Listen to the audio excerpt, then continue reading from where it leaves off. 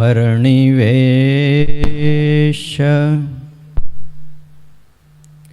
રમણીય દર્શનમ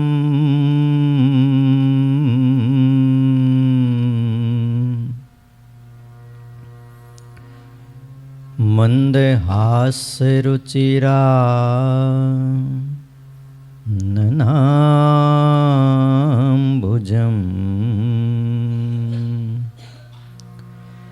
પૂજિતમ સુરનરોત્તમેર્મુદા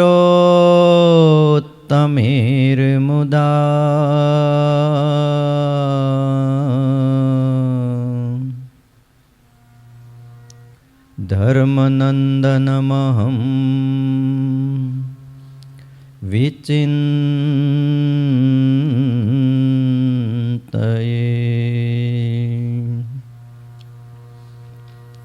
ઓમ અવતારિણે શ્રી સ્વામિનારાયણાય નમો નમઃ. શ્રી હરિકૃષ્ણાય ઘનશ્યામાય નમો નમઃ. એકાકી વનવાસીને કંદફલાશીને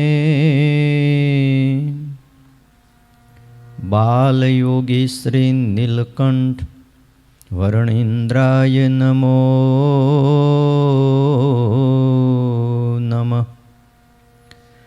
પરાત્પરાય પુણ્યશ્રવણ કીર્તનાય શ્રી સહજાનંદ સ્વામિને શ્રી નારાયણ મુનયે નમો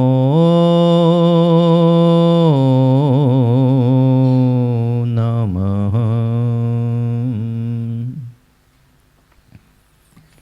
બોલો શ્રી સ્વામિનારાયણ ભગવાનની, હરિકૃષ્ણ મહારાજની, લક્ષ્મીનારાયણ દેવાની, ગોપીનાથજી મહારાજની, રાધારમણ દેવાની, સિદ્ધેશ્વર મહાદેવની, વિઘ્ન વિનાયક દેવની, કાષ્ટભંજન દેવની જય.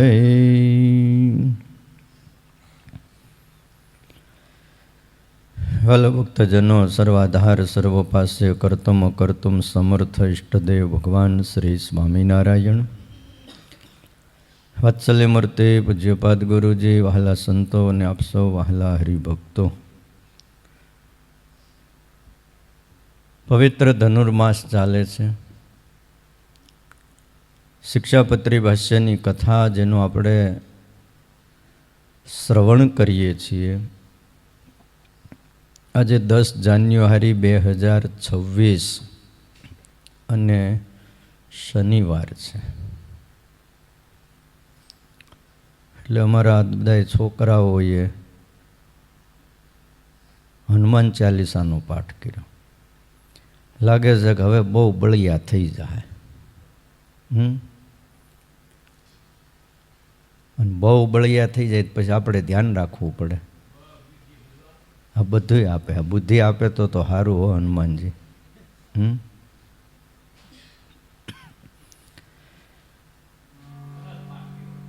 હા, બહુ સારું. ભગવાનની ભક્તિ, ભગવાનના નામ સ્મરણ કીર્તન આ બધું કરે, જીવનમાં આટલું ઉપયોગી આવે એમ છે. થોડીક સમજ આવી જાય ને કયા સમયે મારે શું કરવું, તો એમાં લગભગ બધી વિદ્યા આવી જાય.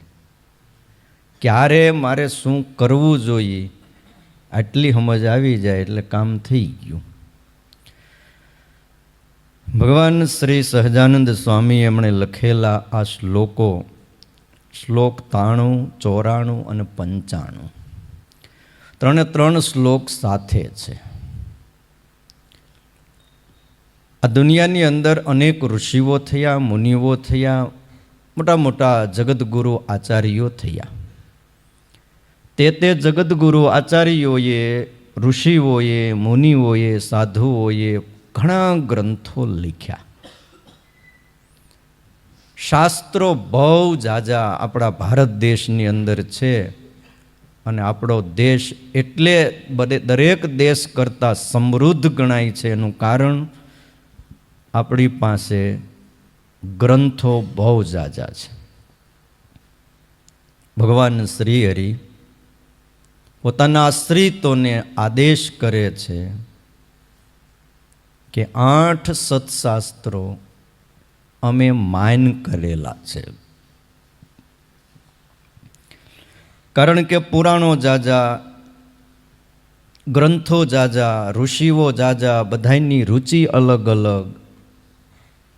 ઘણીવાર એમ થાય કે શું કરવું કે શું ન કરવું. એક ઋષિ કે તમે આમ કરો, બીજા ઋષિ કે તમે આમ કરો. એમ કરવા જાય તો કાંઈ થાય નહીં. મનમાં શંકા અને કુશંકાઓ જન્મે એટલે આશ્રિતોને સુખે મોક્ષના રાહ ઉપર ચાલી શકે અને નિર્વિઘ્નપણે ભગવાનને પામી જાય આ લોકના કાર્યો કરતાં કરતાં. એના માટે 8 શાસ્ત્રો માન કરી અને આપણને આપ્યા છે. આ 8 શાસ્ત્રો શું એનો મહિમા છે તો ભાષ્યમાં એની એક એક વાતો લખી છે. એની યાદી ભગવાન શ્રી હરિ આપે છે.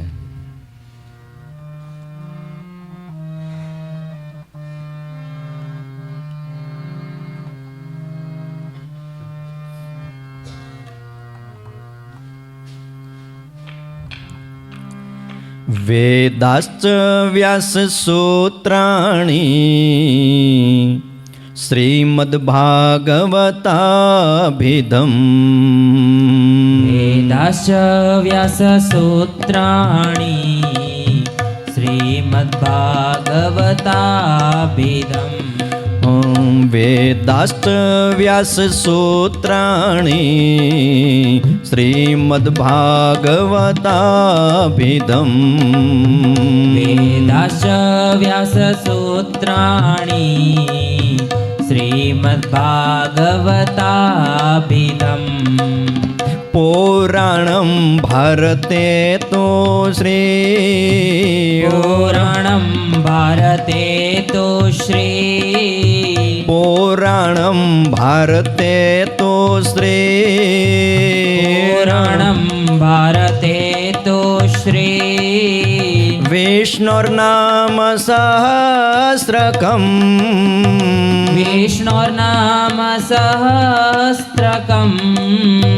વિષ્ણુર્નામ સહસ્રકમ. વિષ્ણુર્નામ સહસ્રકમ.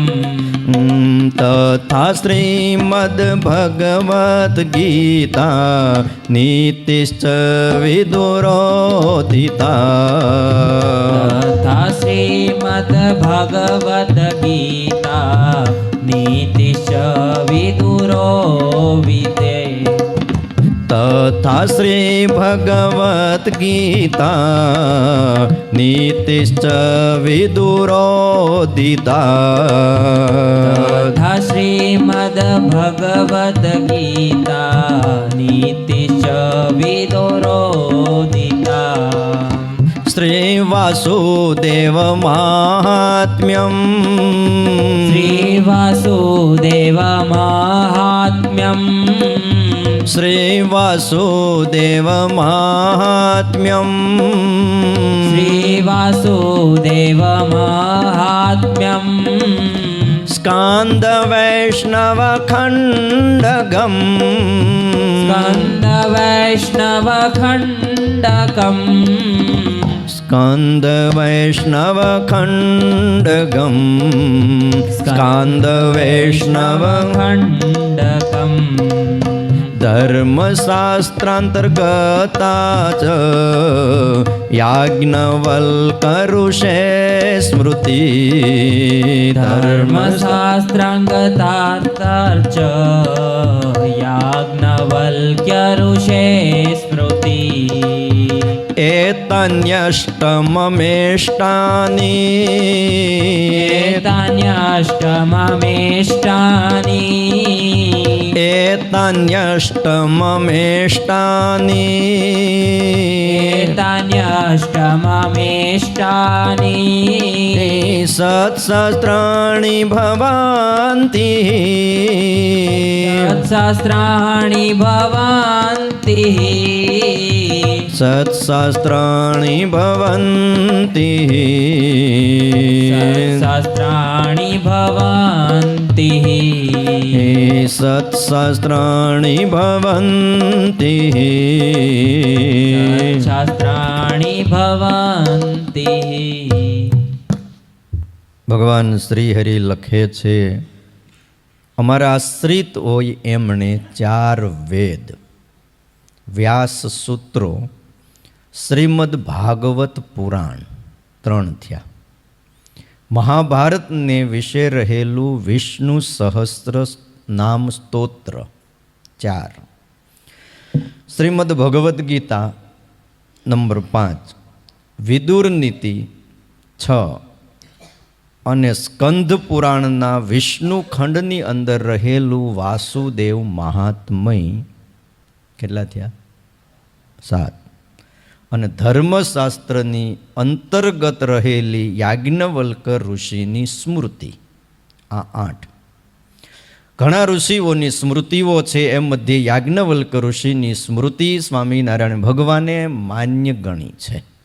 કળિયુગના વાતાવરણને અને વ્યક્તિઓને જોઈને આ બધી સ્મૃતિઓ હોય છે. મનુસ્મૃતિ પણ બહુ સારી છે, પણ એ સતયુગના લોકોના માટે છે. કળિયુગમાં યાજ્ઞવલ્ક ઋષિની સ્મૃતિ વેદથી લઈને આ 8 શાસ્ત્રો શ્રીજી મહારાજ કે અમને ઈષ્ટ છે, અમને ગમે છે. એટલે એનો અર્થ એવો નથી કે બીજા શાસ્ત્રો નથી ગમતા. જો આનો અર્થનો અનર્થ કરવો હોય તો કાંઈ કોઈને ના ન પાડી શકાય.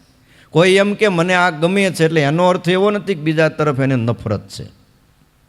બસ અમને આ 5 કે 8 શાસ્ત્રો અમને ઈષ્ટ છે.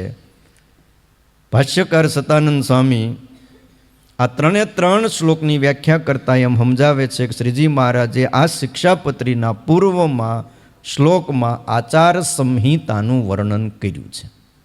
અત્યાર સુધીના જે શ્લોકો હતા એમાં આચાર સંહિતા એટલે આ કરવું આ ન કરવું એનો બધો વિધિ 91 શ્લોક લગી બધો આપ્યો. અને આચાર સંહિતાના મધ્યે એ આચારનો જો ભંગ થાય તો પ્રાયશ્ચિત્ય કરીને એની શુદ્ધિ કરવી એનું પણ વર્ણન કર્યું. એ ગઈકાલે આપણે બધું જોયું. અને હવે 3 શ્લોકની અંદર જીવ, માયા અને ઈશ્વર આ 3 જે તત્વ છે એના સ્વરૂપનું જ્ઞાન આધ્યાત્મિક માર્ગની પ્રગતિ માટે પરમાત્માએ 8 શાસ્ત્રોને માન્ય કર્યા છે. 3 તત્વો મુખ્ય છે. ભગવાન શ્રી હરિએ 5 તત્વો સ્વીકાર્યા છે અને 5ના અલગ અલગ ભેદ છે. જીવ તો છે જ, ઈશ્વર છે, માયા છે અને બ્રહ્મ અને પરબ્રહ્મ. પણ મુખ્યત્વે ઈશ્વરની અંદર બીજાનો સમાવેશ થઈ જાય છે અને ઈશ્વરનો સમાવેશ જીવની અંદર થઈ જાય છે. એટલે જીવ, માયા અને ઈશ્વર આ 3 તત્વો છે. આ 3 તત્વોમાં એક બાજુ જીવ છે, વચ્ચે માયા છે અને પછી છે ઈશ્વર. ભગવાનને મેળવવા માટે જ્યારે જીવ જાય છે એટલે વચ્ચે કોણ આવે આડું? માયા આવે છે. માયા શું કરે છે? ભગવાનનો ભેટો થવા દે નહીં. ગમે એવો બેટો તૈયાર થયો હોય ભગવાનને મળવા, પણ માયા એને પકડે. જો માયાને તરવી હોય તો એક જ ઉપાય છે, ભગવાનના શરણે જતું રહેવું. ભગવાનના શરણે જાય એને માયા હાથ નથી લગાડતી. પણ ભગવાનથી વિખૂટો થયો એટલે માયા પકડે. આ ત્રણ જે સ્વરૂપો છે, ત્રણ જે તત્વો છે, એના સ્વરૂપને જાણવા માટે, સમજવા માટે કે હું કોણ છું, ક્યાંથી આવ્યો છું, ક્યાં જઈશ, મારે શું કરવું જોઈએ, હું શું કરું છું, આ બધું જે જ્ઞાન છે એ આપણને 8 સત્શાસ્ત્રોમાંથી થાય છે. માયા કેવી છે, એનું સ્વરૂપ કેવું છે, માયા કેવી રીતે બંધન કરનારી છે, ઈશ્વરનું સ્વરૂપ કેવું છે, બ્રહ્મનું સ્વરૂપ કેવું છે, પરબ્રહ્મનું સ્વરૂપ કેવું છે, આ શાસ્ત્રો દ્વારા જણાય છે. એટલે ભગવાન શ્રી હરિ આ 3 સ્વરૂપના જ્ઞાન દ્વારા આધ્યાત્મિક માર્ગની પ્રગતિ માટે 8 શાસ્ત્રોનું વર્ણન કર્યું છે, જેને સત્શાસ્ત્રો કહેવામાં આવે છે. શાસ્ત્રો 2 પ્રકારના છે, એક સત્શાસ્ત્ર અને બીજા અસત્શાસ્ત્ર. આપણે સત્શાસ્ત્રોને માનવા, અસત્શાસ્ત્રોને, નિષેધ કરેલા શાસ્ત્રોને માનવા નહીં. એની અંદર મલિન સાધનાઓ, મેલા મંત્રોની બધી વિધિ બતાવેલી હોય છે કે જે મોક્ષ માર્ગે ચાલનારા મુમુક્ષુ આત્માઓને કાંઈ કામનું નથી.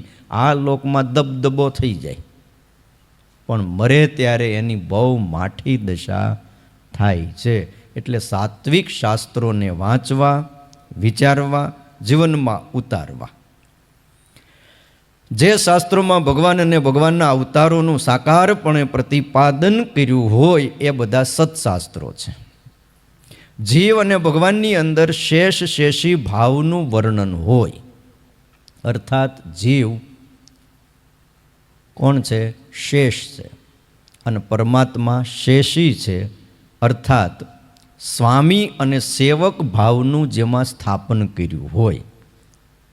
દરેક જીવ કે ઈશ્વર, બ્રહ્મ તત્વ, માયા તત્વ એ બધો જ ભગવાનને આધીન તત્વો છે. હવેના જે શ્લોકો છે ને એ થોડાક સમજવા જેવા શ્લોકો છે અને થોડાક કઠણ પણ છે સમજવા માટે. આ એવા શ્લોક નથી કે શીરાની જેમ આમ લીધો ને તરત મોઢામાં મૂક્યો ને ગળે ઉતરી જાય. આ થોડાક ચાવવા પડે એમ છે, એટલે દાંત જોઈ મજબૂત. સ્વામી સેવક ભાવનું જેમાં સ્થાપન કર્યું હોય આને કહેવાય છે સત્શાસ્ત્રો. સ્વામી પરમાત્મા છે અને જીવ માત્ર બધા જ એમના સેવકો છે, એમને આધીન તત્વ છે. વળી માયા તત્વનું પ્રતિપાદન કર્યું હોય આવા સત્શાસ્ત્રોમાં પણ અનેક છે. એમાંથી શ્રીજી મહારાજે આપણી અનુકૂળતા માટે 8 સત્શાસ્ત્રોનો નિશ્ચય કર્યો છે. જીવનું વર્ણન, માયાનું વર્ણન અને ઈશ્વરનું વર્ણન ઘણા શાસ્ત્રોમાં છે, સારા સારા શાસ્ત્રોમાં છે.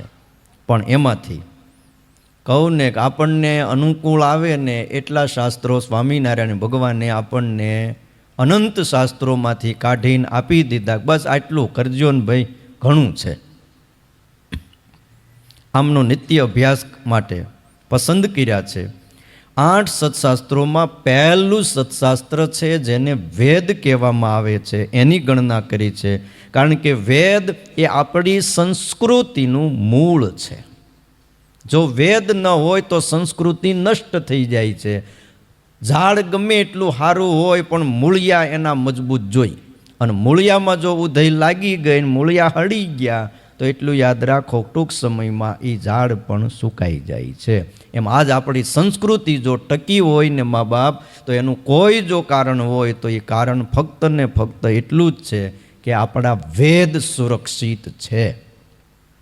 વંદન કરવા ઘટે એટલા કરો, ઓછા છે કરીએ એટલા બ્રાહ્મણોને, કારણ કે બ્રાહ્મણોએ વેદને બચાવ્યા છે. દીકરાના બલિદાન દઈ દીધા પણ વેદ ન આપ્યો.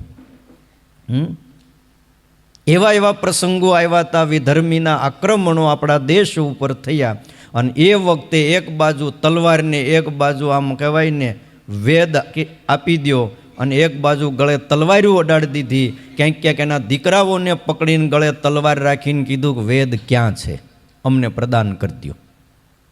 અને તે દીએ બ્રાહ્મણોએ વેદને કોઈ એવા સુરક્ષિત સ્થળે સંગ્રહિત રાખી દીધા.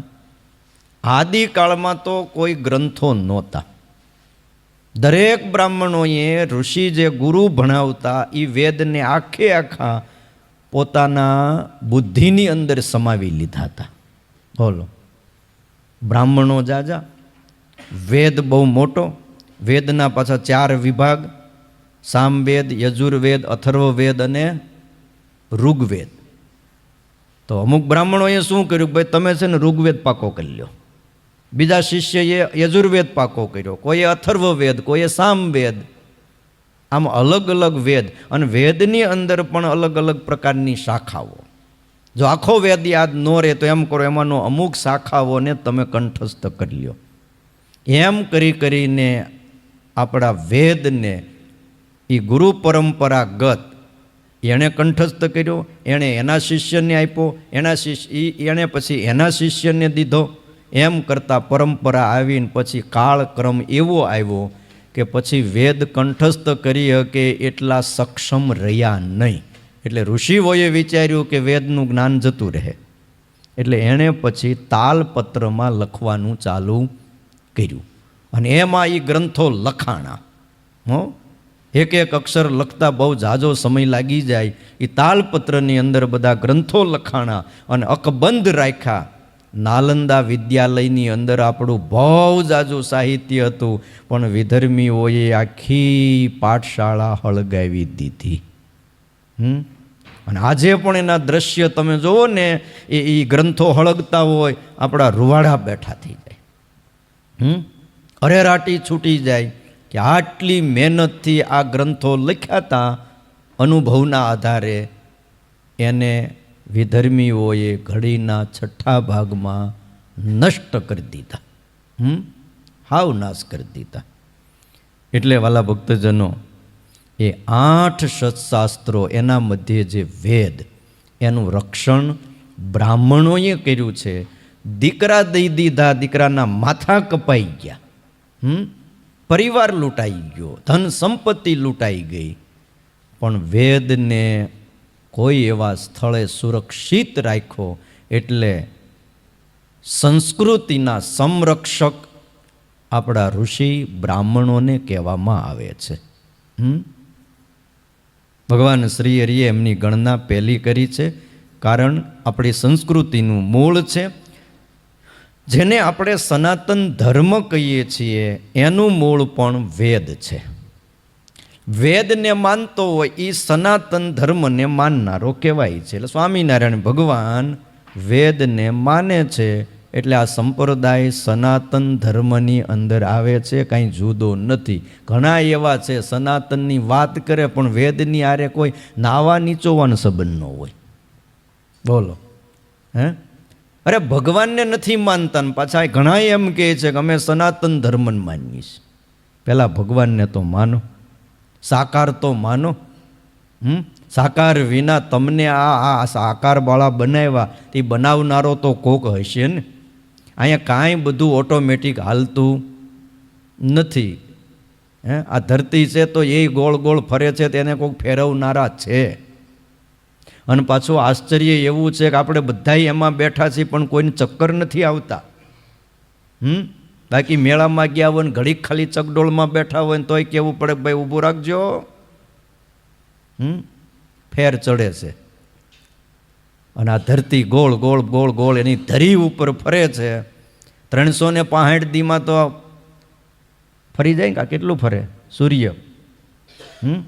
આખી પૃથ્વીને ફરી જાય છે. બોલો,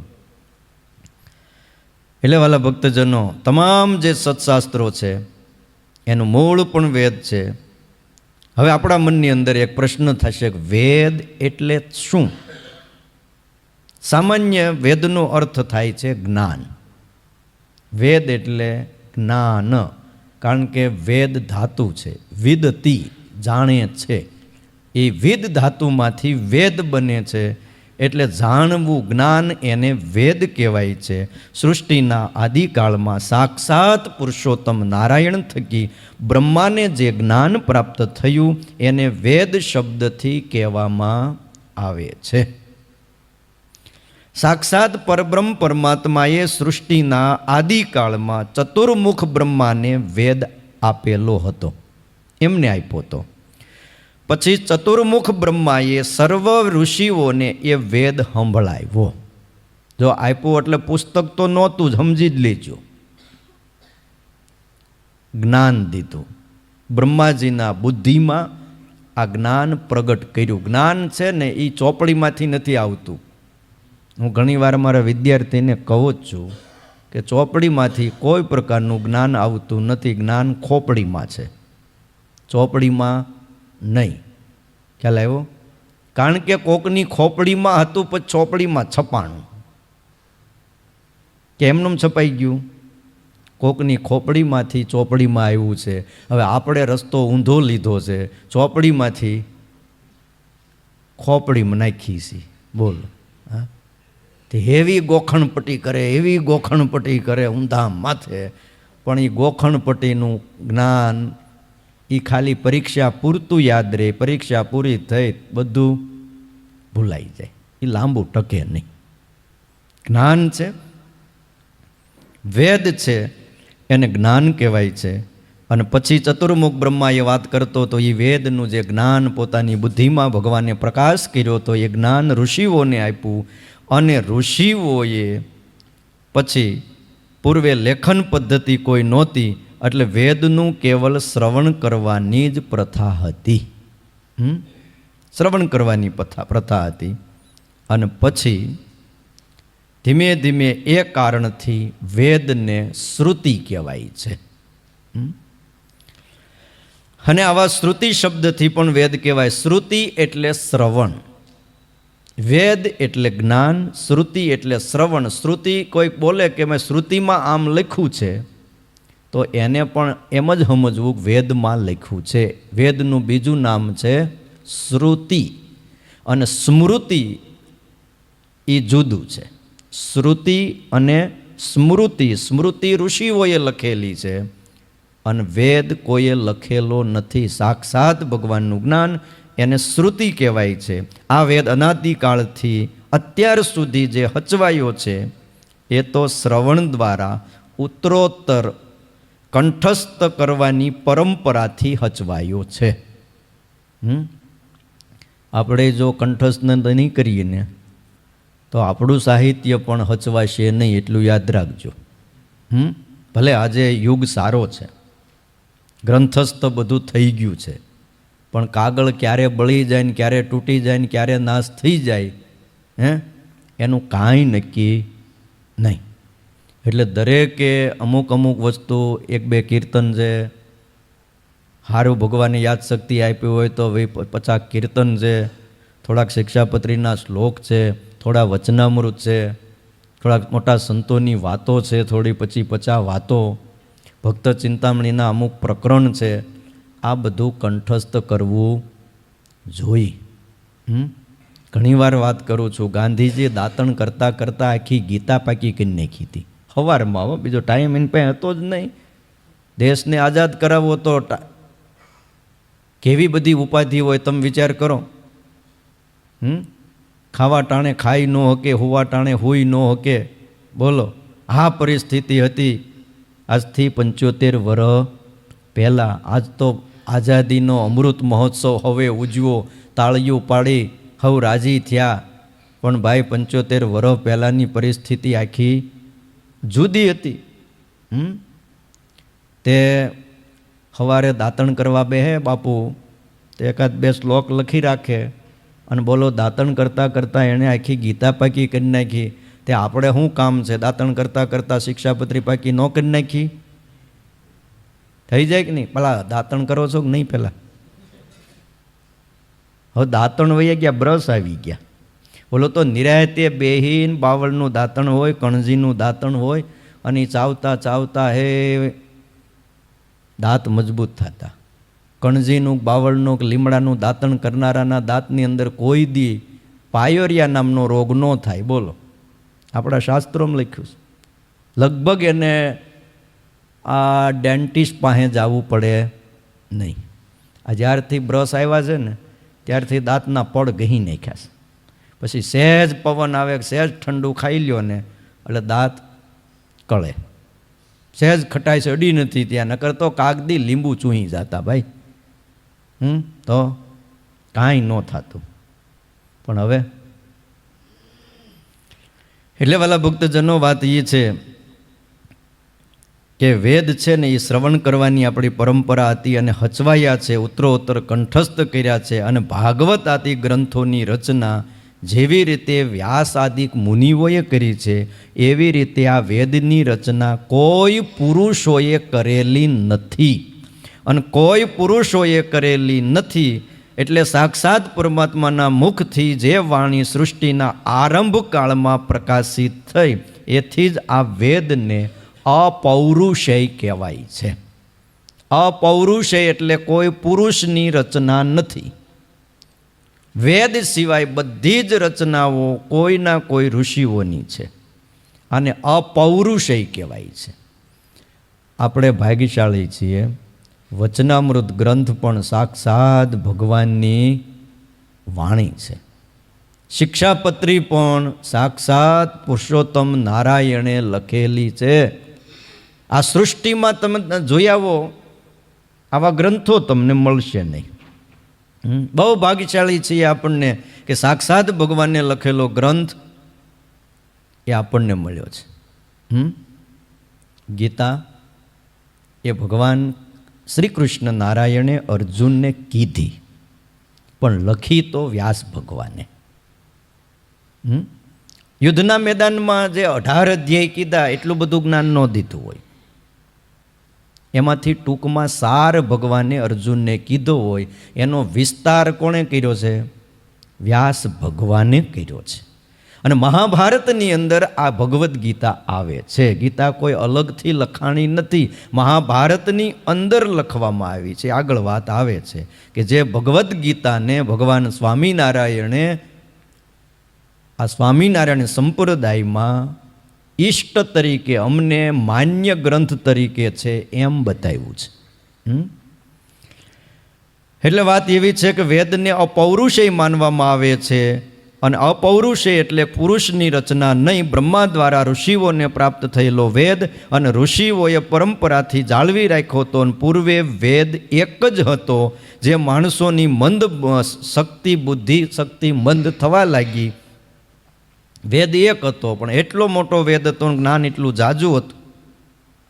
એટલે ભગવાન વ્યાસે વિચાર્યું, કળિયુગ અને દ્વાપરની સંધિમાં ભગવાન વ્યાસ આ ધરતી ઉપર પધાર્યા. આમ તો દ્વાપર યુગમાં આવ્યા હતા ભગવાન વ્યાસજી. એનો જન્મ દ્વાપર યુગમાં થયો. વ્યાસ ભગવાને વિચાર્યું કે મનુષ્યની બુદ્ધિ ઘટતી જાય છે અને વિશાળ એવો એક વેદ એક જ વ્યક્તિ કંઠસ્થ રાખીને જાળવી શકશે નહીં. આવો વિચાર કરીને વ્યાસજીએ એક વેદ હતો એના 4 વિભાગ કર્યા અને નામ આપ્યું ઋગ્વેદ, યજુર્વેદ, સામવેદ, અથર્વવેદ. કેટલા થયા વેદ? 4. હવે તમને કોઈ પૂછે કે વેદ કેટલા, શું કહો? 4. હો તો કેટલા ગુરુ? 8 વેદ. હા, એક રમૂજમાં વાત આવે છે.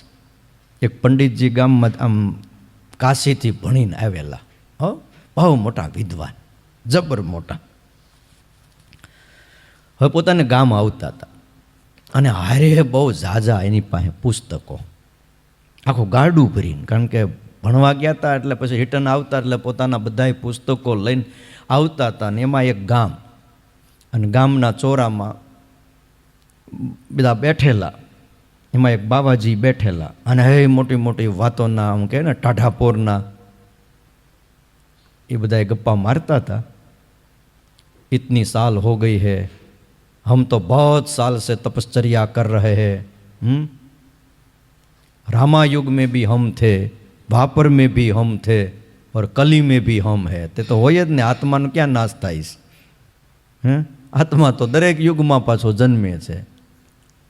એમાં ઓલા પંડિતજી ત્યાં ચોરામાં બેઠા હતા, એને થયું કે લાઈ જરાક કંઈક વાત કરું. પેલા હારે બહુ જાજા પુસ્તકો, ને પંડિતજી ત્યાં વિસામો ખાવા બેઠેલા એટલે ઓલા ગામના માણસો કે પંડિતજી અહીંયા આવો ને અમારા બાબાજી આરે જરા શાસ્ત્રાર્થ કરો કે પંડિતજીને થયું કે આ મનમાં થયું કે જે કાંઈ ન જાણતો હોય ને એની હારે બહુ લપ કરાય નહીં, જપ કરાય, પણ બોલાવ્યા ગામના લોકો એટલે જવું જ પડે.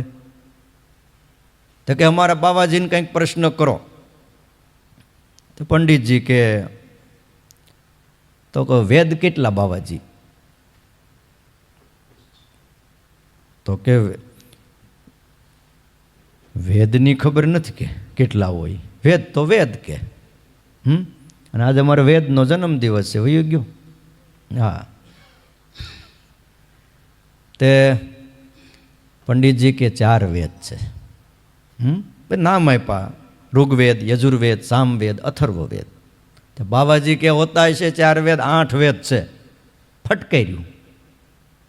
એટલે પંડિતજી કે હું આ 12 વર્ષ સુધી કાશીમાં ભણ્યો, કોઈ દી મારે જાણવામાં આવ્યું નહીં કે 8 વેદ છે, અને તમે કહો 8 વેદ. હું કહું છું ને 8 વેદ છે. ગામના લોકો કે કેવી રીતે તો 8 વેદ? પંડિતજી કહે છે 4 વેદ ને તમે કહો 8 વેદ. તો કે સાંભળો, એક ઋગ્વેદ, એક ઋગ્વેદડી, એક યજુર્વેદ, એક યજુર્વેદડી, એક સામવેદ ને સામવેદડી, અને અથર્વવેદ ને થઈ ગયા ને 8 કે. તો ગામના લોકો કે સાચી વાત છે, આપણે પમણેલા છીએ, વેદે પમણેલા જ હોય ને, એ થોડા કંઈ કુંવારા હોય કે. પંડિતજી ખોટા છે કે. બસ શાસ્ત્રમાં નક્કી કર્યું જે હારી જાય ને એને બધા પુસ્તક લઈ લેવાના. પંડિતજી મૂંઝાણા, કરવું શું કે. અને ઓલા ગામના લોકોને બધા કહું ને, હવે બહુ જે અજાણી વ્યક્તિ હોય ને એની હારે કાંઈ શાસ્ત્રાર્થ કરવો નહીં, માથાકૂટ કરવી નહીં. આપણે કરતા હોય કરવા, શીરો ખાઈને વયું જવું, બાકી ક્યાંય માથાકૂટમાં પડવું નહીં. મૂર્ખની હારે માથાકૂટ ન કરાય. પંડિતજીને જો કરવું શું આવે આમાં? ગામના લોકોએ હા પડે, બરાબર વાત છે કે વેદ પમણેલા જ હોય ને, એટલે 8 વેદ થયા કે. મૂંઝાણા, બધાય પુસ્તક ગાડું એક ઓલા લઈ લીધા બધાય. અને બિચારા વિલે મોઢે પોતાને ગામ આવ્યા પંડિતજી. તેનો ભાઈ મોટો ભાઈ હતો, એ ભણ્યો તો માપમાં થોડું, અને એના મા બાપની સેવા અને ઘરના બધા કામકાજને થોડું એ કરતા હતા. એણે જોયું કે મારો ભાઈ ભણી ગણીને આવ્યો ને કેમ હાવ આમ બિચારો મૂંઝાઈ ગયો. એટલે પૂછ્યું ભાઈ શું છે? તો કે આવું થયું ભાઈ, કાશીથી આવતો તો મારી હારે બહુ ઝાઝા ગ્રંથો હતા, મારી આખી જિંદગીની મહેનત ઓલા લોકોએ પાણી ફેરવી દીધું, બધાય પુસ્તક લઈ લીધા અને હું હારી ગયો. કેમાં હારી ગયો કે? હવે આવો પ્રશ્ન કર્યો ને મેં કીધું વેદ 4 છે ને હકીકતમાં 4 જ વેદ છે, પણ હવે એવા ન્યા સામે હતા જ કે 4 નહીં 8 વેદ છે. હું કીધું તો કે આ એક ઋગ્વેદ ને એક ઋગ્વેદડી ને એમ કરીને 8 બેહતા કરી દીધા. તું અહીં રે કે આમાં ભણેલાનું કામ નથી, અનુભવનું કામ છે. હા હા હા, આમાં ભણેલા ન પોગે, આમાં તો શું છે, મન જવા દે, હાલ કયું ગામ ને નામ દીધું ને ઠામ દીધું ને પોતે પછી ધોત્યું બોત્યું પહેરીને માથા પર પાઘડીને ખંભે પંચ્યું પંચ્યું નાખીને આમ શું કહેવાય ત્રિપુણ રુદ્રાક્ષનું ત્રિપુણ ને ગળામાં થોડીક માળાઓ પહેરીને ઉપડ્યો ભૂદેવો, પંડિત જ લાગે આબે હૂબ. આવીને એ જ ચોરામાં ઉતારો કર્યો એક બાજુનો. ઓલા માણસો બધા રોજનો ક્રમ આવીને બેઠેલા ને મોટી મોટી વાતો કરે, એ પંડિતજી અહીંયા આવો કે. તો એને પાછો એ જ પ્રશ્ન કર્યો બાવાજી કે આમાં જામશે એમ, વેદ કેટલા કે? એટલે આણે એ જ કીધું કે વેદ 4. તો બાવાજી કે 4 વેદ ન હોય કે 8 વેદ હોય છે. તો ગામના લોકો કે વાત સાચી કે. ત્યારે ગામના લોકોને પંડિતજીએ કીધું કે વેદ 8 નહીં, વેદ 16 છે કે. હે, વેદ 16 વેદ છે કે. હું વાત કરો છો? તો કે હા વેદ 16 છે. કેવી રીતે કે? તો સાંભળો, એક ઋગ્વેદ, ઋગ્વેદડી, એક લડકો એક લડકી, એક બીજો યજુર્વેદ, યજુર્વેદડી, એક લડકો એક લડકી, ગણતા જજો કે. સામવેદ, સામવેદડી, એક લડકો એક લડકી, અમે બેન અમારા 2. અથર્વવેદ એવી રીતે એક લડકો ને લડકી, ગણી લ્યો 16 ત્યાગ નહીં. ગામના લોકો કે વાત સાચી, બાવાજી ખોટા જ કે. આપણે તે હવે ઘર સંસાર છે તો એક લડકો ને એક લડકી છે તો હોય જ ને વેદને. વેદ 16 છે, બધાય પુસ્તક આપી દો કે. આ ખાલી દ્રષ્ટાંત દેવા પૂરતું, બાકી વેદ 4 છે. પણ કહેવાનું કે અમુક માણા એવા હોય ને એની આરે તમારે શાસ્ત્રાર્થ કરવો હોય ને તો આમ જ જીતાય. બાકી તમે ત્યાં એની આગળ કંઈ કરવા જાઓ તમને હાચા પડવા દે નહીં. ઘણા આજે તે બહાર પાડે એ કે કોઈ સ્વામિનારાયણ ભગવાનને સર્વોપરી સિદ્ધ કરી દે તો મારે લાખ રૂપિયા દેવા કે ભાઈ નથી સિદ્ધ કરવું અમારે કાંઈ. એ છે એ બરાબર છે. હું એમ કહું જે પુરુષોત્તમ નારાયણ અક્ષરાધિપતિ છે એને કોઈ દુનિયાનું તત્વ ન્યૂન નહીં કરી શકે. એમને માણવાના છે, જાણવાના છે, માથાકૂટ કરવાની નથી. અમુક વસ્તુ અનુભવની હોય છે, અનુભવ કરો ને. આ નાના આ મોટા એ બધો કે ને જગતનો ખ્યાલ ખોટો છે. જે એક જ તત્વ છે ને એક જ પરમેશ્વર છે તો નાના મોટાનો પ્રશ્ન ક્યાં આવે એમાં? ભગવાન શ્રી હરિ કહે છે આ 4 વેદ છે અને 4 વેદના વિભાગ કર્યા ભગવાન વ્યાસજીએ. થોડું ધ્યાન દેજો. અને 4 વેદને સાચવવાનું કામ વ્યાસ ભગવાને પોતાના 4 શિષ્યોને આપ્યું. એમાં જૈમિની મુનિ, સુમંતુ ઋષિ, પૈલ ઋષિ અને અથર્વ નામના ઋષિ. આ પોતાના પુત્રોને એટલે પોતાના શિષ્યોને એક એક વેદ શ્રવણ દ્વારા વ્યાસ ભગવાનને આપ્યા. જૈમિની મુનિને ઋગ્વેદ આપ્યો અને કીધું કે તમારે ઋગ્વેદનું જ્ઞાન તમારા મસ્તિષ્કમાં કાયમ માટે સંગ્રહિત રાખવાનું છે. અને એટલે ગઈકાલે આપણે કથા આવીમાં વાત આવી હતી કે પાકું કરેલું ભૂલી જાય એ પણ એક પ્રકારનું પાપ છે. એ આના માટે છે કે તમને આખો વેદ કંઠસ્થ કરાવ્યો અને પછી તમે ક્ષણના એક આમ કહેવાય ને ઘડીના ભાગમાં ભૂલી જાઓ એટલે એ પાપ કેટલું મોટું લાગે. પાપ એટલા માટે છે કે વેદ કોઈ પુસ્તક રૂપે નહોતું જ્ઞાન. આપણે ભૂલી ગયા એટલે એ જ્ઞાન પરંપરામાં પાછળ આવ્યું નહીં. બીજા કેટલાને એનાથી નુકસાન થાય છે. એટલે આપણે પણ છે ને આપણા નંદ સાધુના કીર્તનો છે, વચનામૃતો છે, સ્વામીની વાતો છે, ભક્ત ચિંતામણી છે, શિક્ષાપત્રી છે, એના ભાઈ બધું ન યાદ રહે કાંઈ નહીં. જેમાં કેમ 4 શિષ્યોએ થોડું થોડું યાદ રાખ્યું. આજે તો લાખો હરિભક્તો ને હજારો સાધુઓ છે એ ભાઈ બધાએ થોડું થોડું થોડું યાદ રાખે તો આ સંપ્રદાયનું સાહિત્ય હચવાય રે કે ન હચવાય? પણ બધાએ થોડું થોડું ભૂલી જાય ને તો કેટલી નુકસાની જાય. એટલે જેને ભગવાનને જો યાદશક્તિ આપી હોય ને એને પાકું કરવું. મારી જેમ ન આપી હોય તો ઠીક સમજ્યા, પણ તમને તો આપી છે કે નહીં નીતિન ભગત? હું હવે તમારે ક્યાંક લેવાના હોય તો ભૂલી જાવ કે બોલો 2-5 વર્ષ જાય ને તોય ભૂલાય નહીં હો. હા એમ બસ એવી જ રીતે આ આપણે યાદ રાખવાનું છે. રોજ કરો ને તો યાદ રહી જાય છે. પૈલ ઋષિને સામવેદ આપ્યો છે અને સુમંતુ ઋષિને યજુર્વેદ આપ્યો છે અને અથર્વ વેદ આથર્વ નામના ઋષિને આપ્યો છે. શ્રવણ દ્વારા આપ્યા અને 4 વ્યાસના એ શિષ્યોએ 4 વેદોને પોતાના હૃદયમાં ધારણ કરી લીધા. પૂર્વે કોઈ વેદો લખાણમાં નહોતા. બ્રાહ્મણો પરંપરાએ વેદ વિદ્યાને કેવલ કંઠસ્થ રાખતા હતા.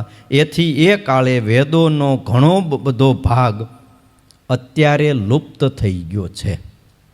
તે વખતે બધોય હતો પણ અત્યારના સમયમાં ઘણા બધા ભાગ પરંપરામાં અમુક ઋષિઓને ભૂલાઈ ગયા.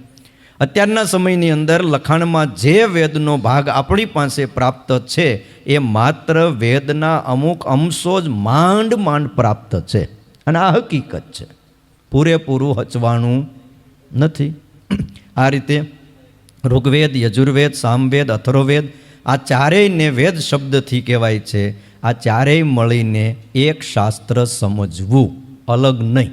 વેદ એક જ છે, ખાલી એના આપણે મોટો હોલ હોય પછી એમાં કેમ પાર્ટેશન કરીએ તો એ અલગ ન થઈ જાય. એ આપણી વ્યવસ્થા માટે ભાઈ એમાં એક ઓફિસ કરીએ, એકાદી વેઇટિંગ રૂમ કરીએ, એકાદી કાંઈક સ્ટોર રૂમ કરીએ, એકાદો કંઈક માલ સામાન લેવા માટેનું, પણ એ કહેવાય તો એક જ. બીજું શાસ્ત્ર છે જેને આપણે વ્યાસ સૂત્ર કહેવાય છે. ભગવાન શ્રી હરિએ 8 સત્શાસ્ત્રો જે માન કર્યા છે વાલા ભક્તજનો, એમાં પહેલો વેદ આપ્યો છે. અને મહારાજે એવું કીધું, ઈષ્ટાની એટલે પ્રિયાણી. આ ઈષ્ટ છે એટલે અમને પ્રિય છે. ભારતીય વેદ છે ને, એ ભારતીય ખાલી પ્રજાનો જ નહીં પણ સમગ્ર માનવ જાતનો જૂનામાં જૂનો આ ગ્રંથ કહેતા જ્ઞાન છે. અને આપણા ધર્મ તત્વજ્ઞાનનો જો મૂળ કોઈ જો આરંભ થયો હોય તો એ વેદથી થયેલો છે. અને એટલા માટે આજે દરેક દેશો એની નજર ભારત ઉપર છે, ભલે ક્યાંય નહીં. પણ કે ભારતની અંદર એવું શું છે કે ગમે એટલા એની ઉપર અત્યાચાર થયા, કેટલા વિધર્મીઓના આક્રમણો થયા, પણ દેશ એમનું સુરક્ષિત આજે આ 2026ની સાલમાં પણ છે. કારણ શું છે? આપણે ત્યાં તો સંમત ચાલતી હતી. 2000 ને અત્યારે કઈ ચાલે છે? 82 ચાલે સંમત, વિક્રમ સંમત.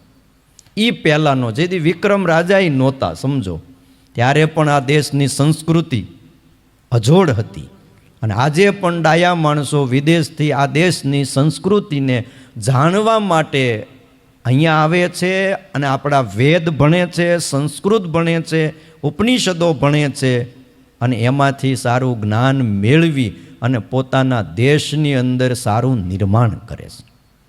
આજે જર્મનની અંદર વધારેમાં વધારે સંસ્કૃત ભાષા ભણાય છે. લ્યો, અને જર્મન ભાષા સંસ્કૃત ભાષાની હારે મળતી ભાષા છે. જો કોઈને સંસ્કૃત આવડતું હોય તો જર્મન શીખવું એને અઘરું નથી. અને આપણે ભારતીયો શું કરીએ છીએ? અંગ્રેજી વાહે ઇંગ્લિશ વાહે પીડ્યા છે. બોલો, ઓલું કૂતરું વાહે પીડ્યું હોય એમ પીડ્યા છે. હા, શું મળે છે મને વિચાર કયો? પણ હવને એવું જ છે કે આપણો છોકરો ઇંગ્લિશ મીડિયમમાં હોવો જ જોઈએ. પણ અહીંયા ઘરે બધા ગુજરાતી મીડિયમ છે. શું છે? ઘરે બધા ગુજરાતી મીડિયમ છે અને છોકરાને ઇંગ્લિશ મીડિયમમાં. તમે મોટા થઈને કહેવો ને, બેટા પાણીયારેથી પાણી ભરતો હોય તે સામો ઊભો રહે. વોટ ઇઝ પાણી? લ્યો, એને ખબર જ નહીં પડે. પાણીયારું હું, ગોળો હું, એ ઊભો રહે તમારી સામે અને પાણી લાવશે ને તરસ્યા મરી જવાના છે.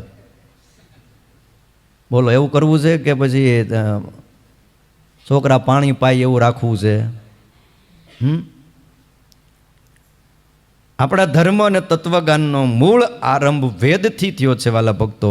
એમાં માનવ માત્રનું સૌથી પ્રાચીન ચિંતવન હમાયેલું છે.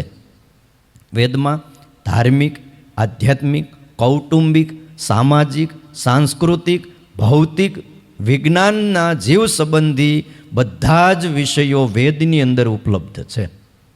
વેદમાં જે છે એ બીજે ક્યાંય નથી અને બીજે જે છે એ બધું જ વેદમાં છે. આવો વેદ છે. અને વિદ્વાનો વેદને વિશ્વકોશના રૂપમાં માન રાખ્યો છે.